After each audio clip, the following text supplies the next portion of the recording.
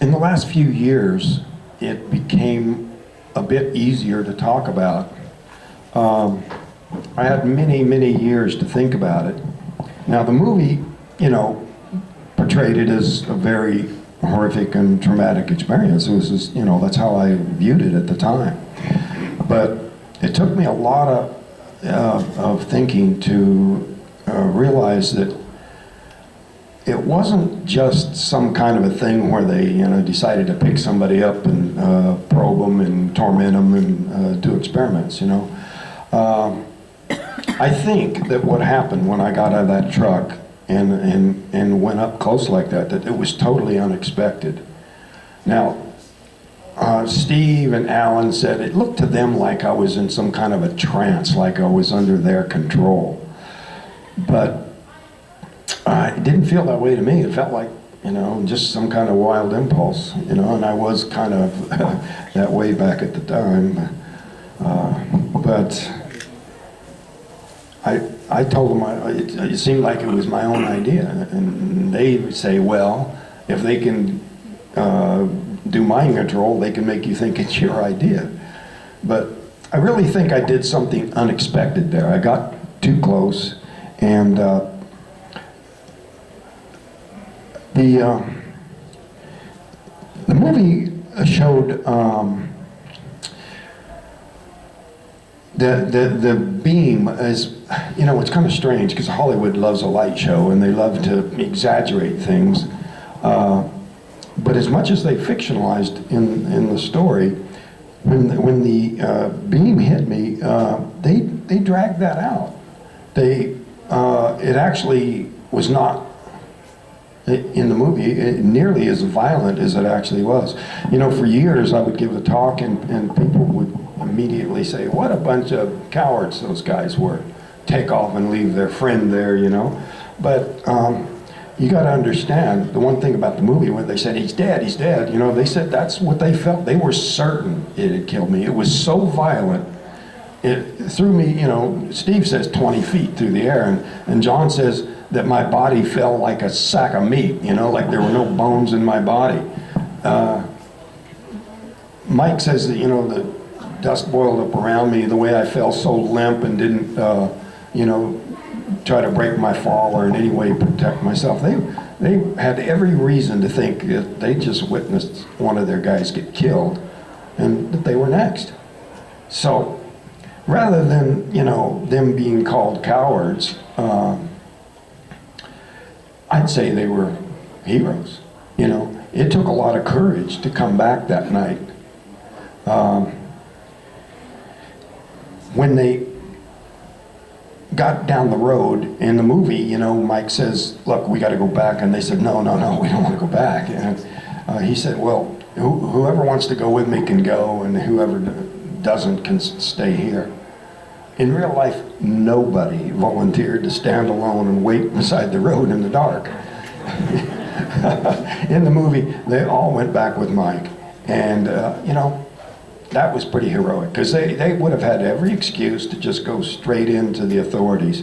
But they felt, if there was any chance that they could, rescue me, that they were going to try. So on their way back to there, they saw it take off, streak off through the sky. So, Kenny said he wasn't so afraid that they would come back, but he was more afraid of what my body was going to look like. Laying there all charred or something, something really horrible. They even argued about whether it had disintegrated me, but, Steve was saying, no, I saw him hit the ground and he was in one piece. But when they got back there and they couldn't find me, then they decided to go get help.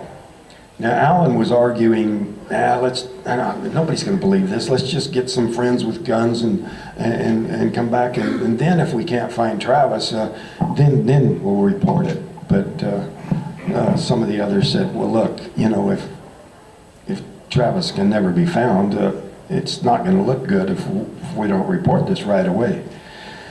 So I've had a lot of years to think about it, and like I was starting to tell you that, at the time it was so horrific, I woke up lying on the table in tremendous pain. Something was terribly wrong inside. I felt, that I was mortally wounded. And, but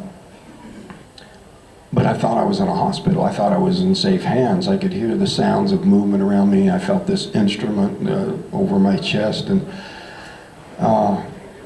but one thing that added to the panic, a lot of people don't understand. They think, I wouldn't be that scared. I'd keep my cool and ask good questions and, grab a souvenir or something. But, there was all kinds of things coming together to contribute to me just completely losing control out of total fear. And probably the number one thing was the feeling of suffocation. It was either due to the injury of being hit by that blast of energy, or maybe that the atmosphere in there was not suitable for humans. But that feeling of suffocation generates a feeling of panic that you just can't reason away, the feeling that I was dying, that something was really terribly wrong, and then the feeling that I couldn't get enough air.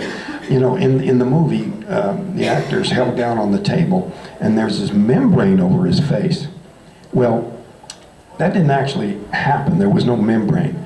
But I think that's one fictionalization that does a better job of communicating the reason for my panic, because trying to scream through that, trying to breathe through that, lets you understand better than if you just saw the actor standing there, looking terrified. You wouldn't really understand that feeling of suffocation. I use the example of waterboarding. This is a technique that the enemy knows about, our people know about. They do it as part of their training. Both sides do it, but even though they even practice it, it still works, because that feeling of suffocation generates a level of fear beyond anything that you can control. So when I finally could focus my eyes enough to see these creatures standing there, then I realized I was not in the hospital. And I just totally freaked out. And here I'm trying to move, but I feel so weak, and that adds to the panic.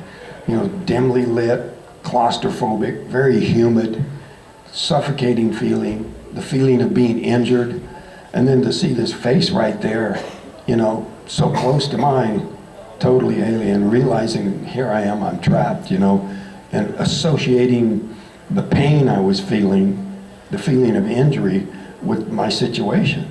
So I just tried to hit him away, but I could hardly even move my arm. But as weak as that was, I was surprised how easily it fell back away from me. When they came around the table towards me, this is, just a quick aside, this service station here is where they met the law enforcement men that night, and just a few weeks ago they tore that down. So that Travis film that I had out there earlier, I'm all sold out of, some of that was filmed right there on the site, but that no longer exists.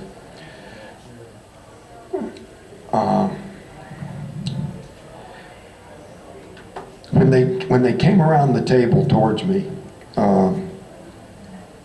they stared into me in a way that I found really disturbing. It was very difficult. That was the focus of my nightmares for a long time after that. Those eyes just boring into me, and it took me a long time to figure out what was going on there. I was being filmed, interviewed for a new movie coming up in the future called 701. That refers to the 701 unresolved cases from the Air Force's Project Blue Book. And the day I was filmed there, some of these school kids from that incident in Zimbabwe, there was 60 kids at recess, and this craft came down in broad daylight and communicated to them. So I asked these girls, what that felt like, because I was trying to figure out why that stare was so excruciating. It just gave me this squirmy feeling in my head. And they said, no, it was pleasant, wasn't painful. They received some messages, but none of the negative that I experienced there. And so, right after I was returned, I had a whole battery of medical tests, and one of those was a brainwave scan, an EEG, and the technician was not told who I was. There was so much media frenzy that I was put in there by the doctor under an assumed name. So that was actually very useful to get a sort of an unbiased opinion about what these charts meant. And what it showed was an anomalous wave pattern. And we're doing some follow-up research on that. A, to see if that pattern is still there, and also to consult with some neuroscientists about how this compares with people who've been hit by lightning or electrocuted or something like that. So there's a lot of ongoing research going on here.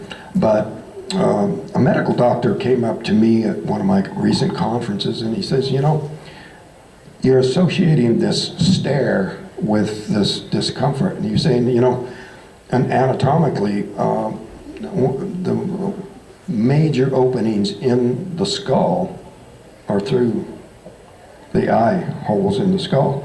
And so I'm thinking that what was going on there is that they were trying to communicate or regain control or subdue me, and it wasn't working because of that injury. This blast of energy that hit me had caused a lingering scrambling of the neural circuits, and they weren't able to get me to calm down or keep me unconscious on the table.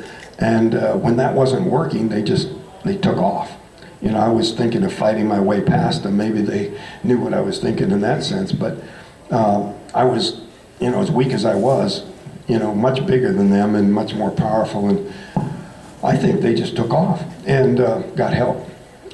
There were some beings there that I then encountered that looked like human beings, and I think that you know, it took me decades to figure this out, that horrific feeling that stare gave me was just them trying to get me under control, but it just added to my panic. So when the human-looking beings came in and took me out of there, I think it was a species that, you know, would have the technology and the knowledge of human physiology to in a better position to help me and finish the repairs. I mean, I'd been revived to the extent where I wasn't dead anymore, but after they got done with me, you know, everything was fine. So,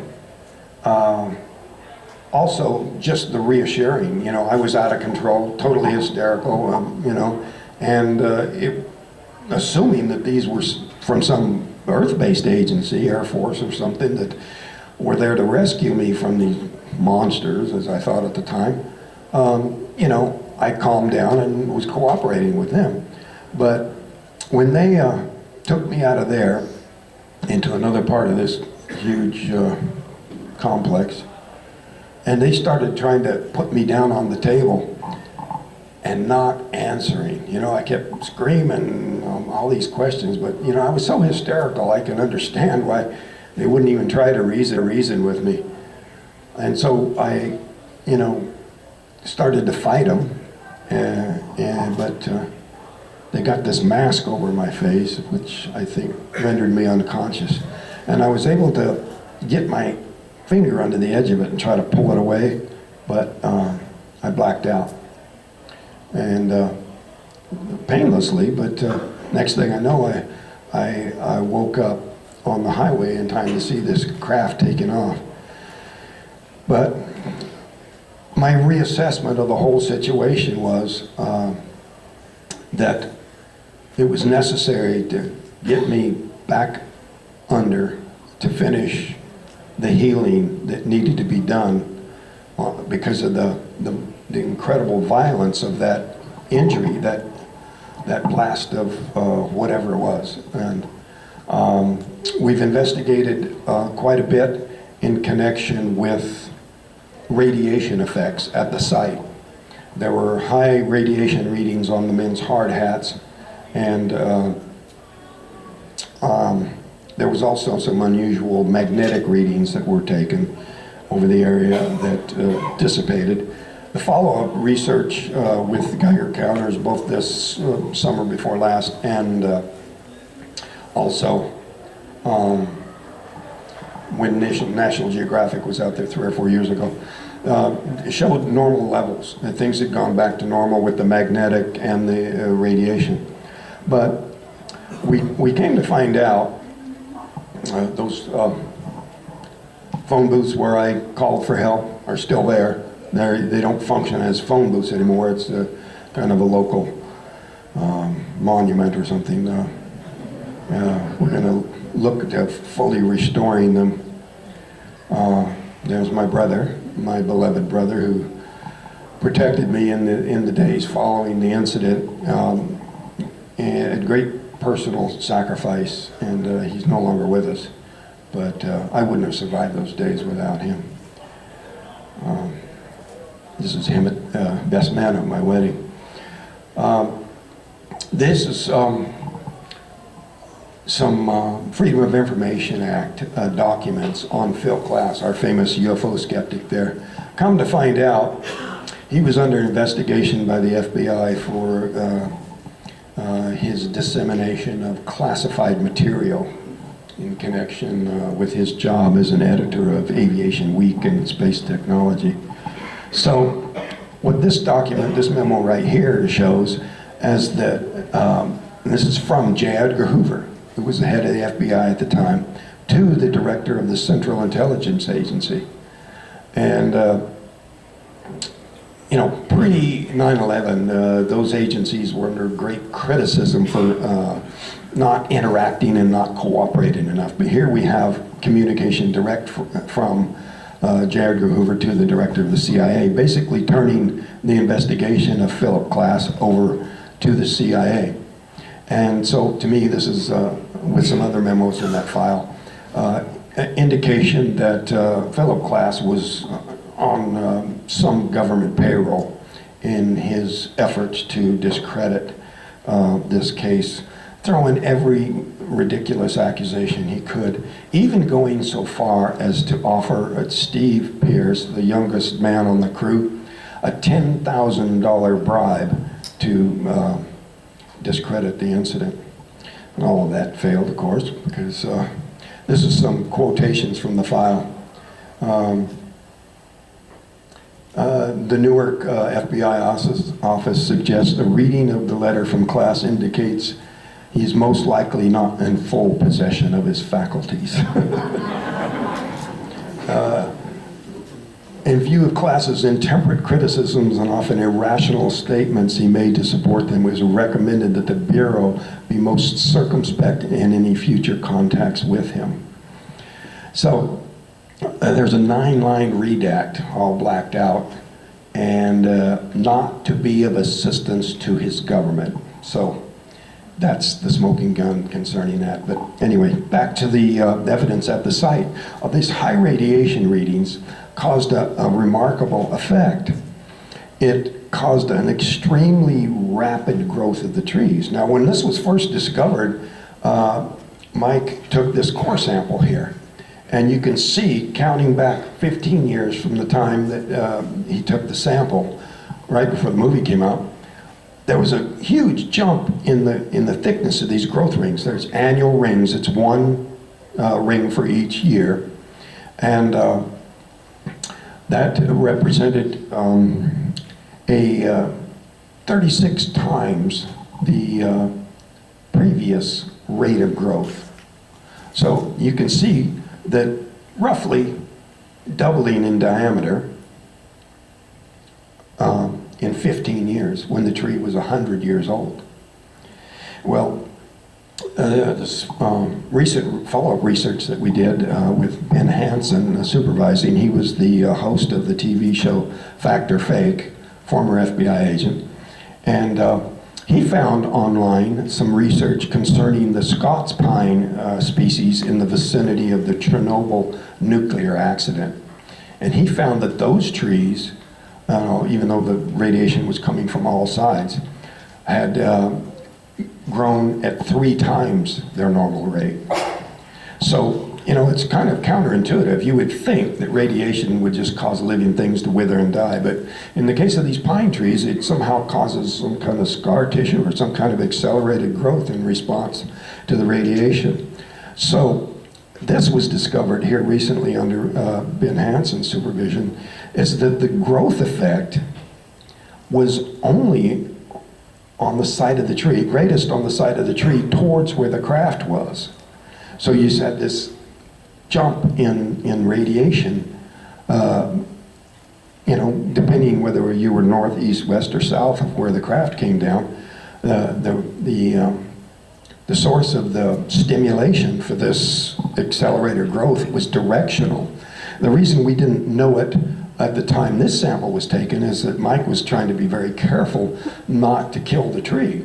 So he just did a core from the outside edge into the center and then plugged the hole with some putty and a wooden plug shape just to fill the hole.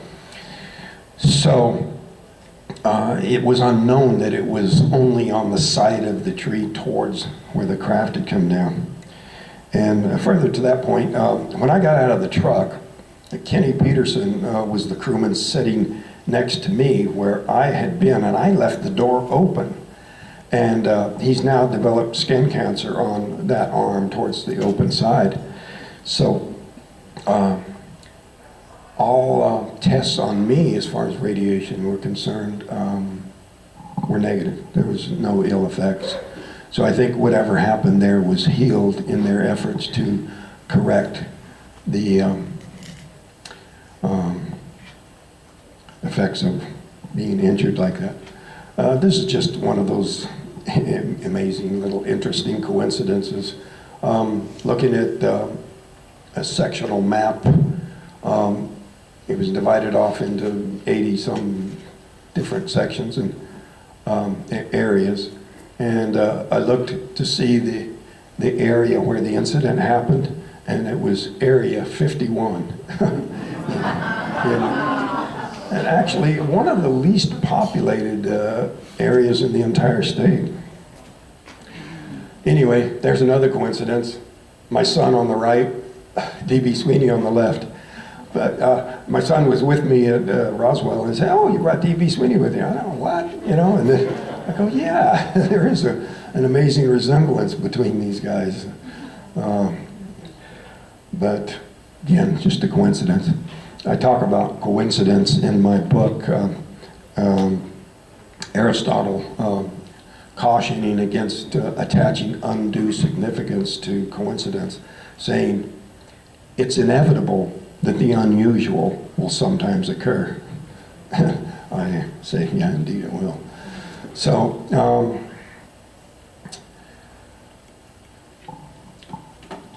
there's a whole lot of stuff going on in a lot of different directions here. We'll follow up research on the medical,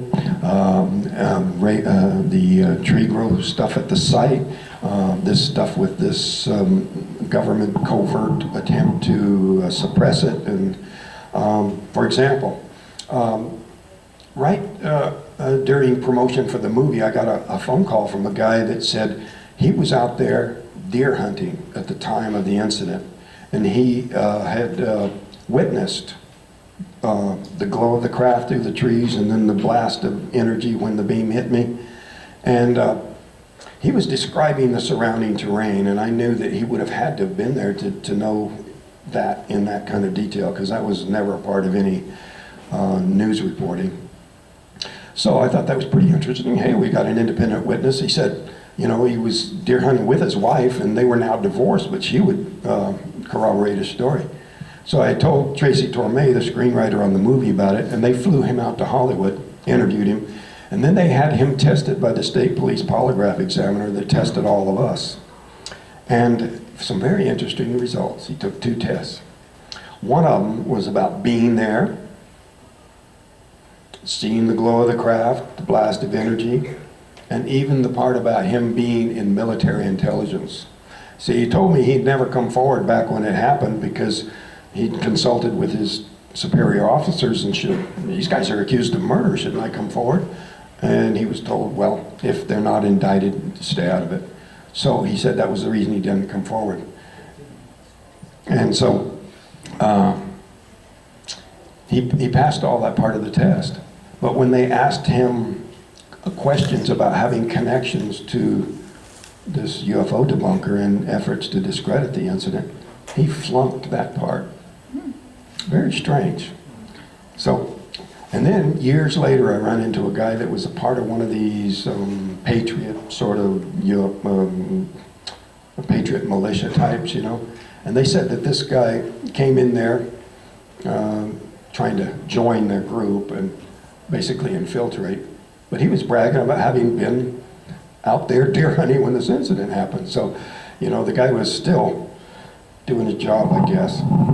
So there's been a whole lot of attempts to suppress this, a whole lot of covert information, you know, this Freedom of Information Act thing, that's a recent discovery.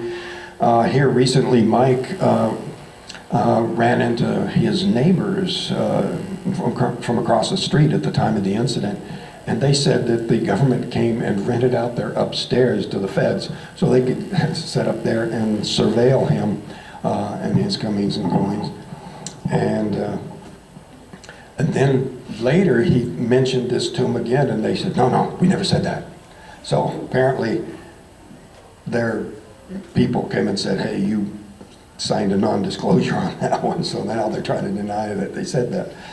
But Steve, you know, was pursued with this $10,000 bribe offer. John says that we'd walk out of his house and there they are parked down the street, you know, government vehicle, government plates, you know, just typical Men in Black type things, watching his moves. But what's really strange, nothing towards me. That UFO debunker, he was constantly harassing Mike and Steve. Not one call, not one letter to me. You know, news media could always reach me. I don't understand the reason for that. But, you know, because we're running close to the end of our time slot here, I want to just open it up to questions. There's so much to talk about here, but we can't fit it all. Every talk I give is you know, covers a different area. But I'll start taking some questions and see if we can bring out some of those kind of things. Yeah? Do you feel you've ever been contacted again? I get that question. Have I ever been contacted again? You know, people were always praising me for coming forward. I didn't come forward. You know, I tried to avoid the media for weeks, and then they started criticizing me about that. Oh, you must have something to hide. So I found out if I didn't agree to do the interview, it didn't make the interview go away, it just made it more negative. So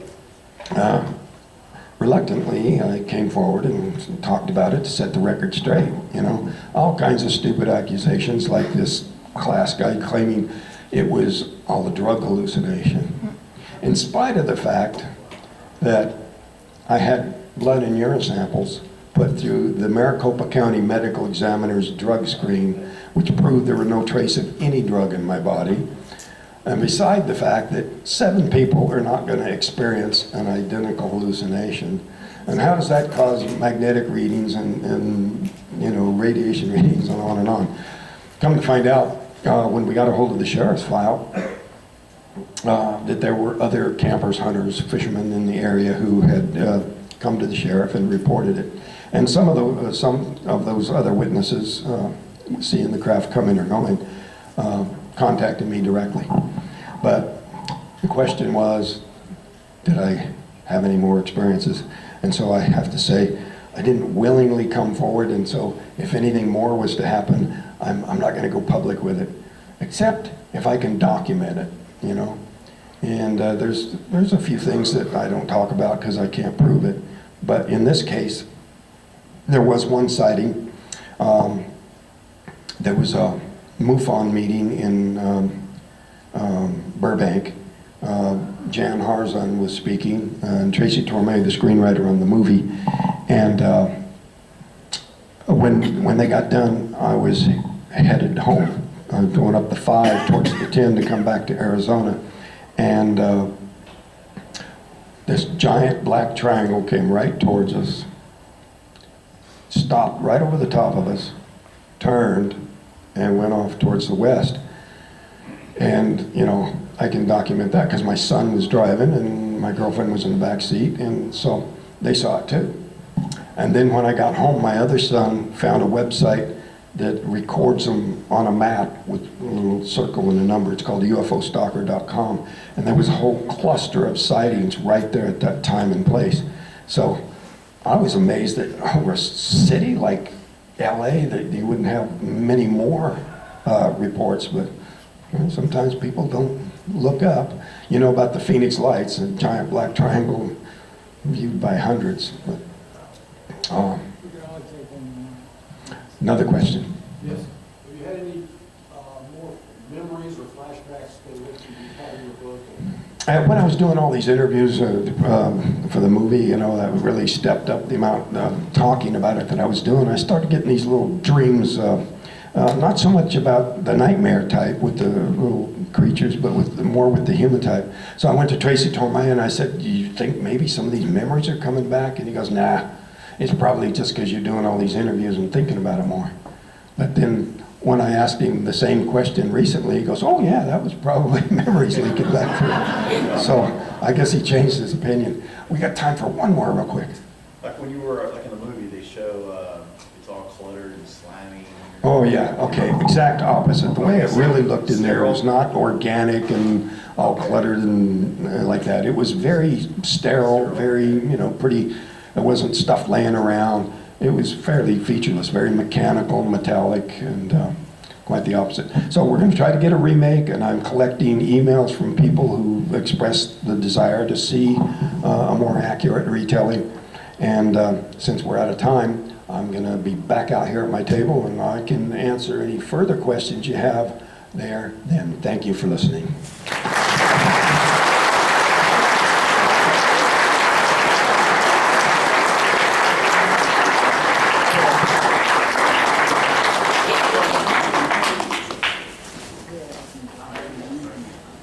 Okay, we're going to be having our next speaker, Toy Snyder, in just a few moments. So 1 o'clock, we'll introduce her. If folks want to take a few minutes break, we'll be back shortly.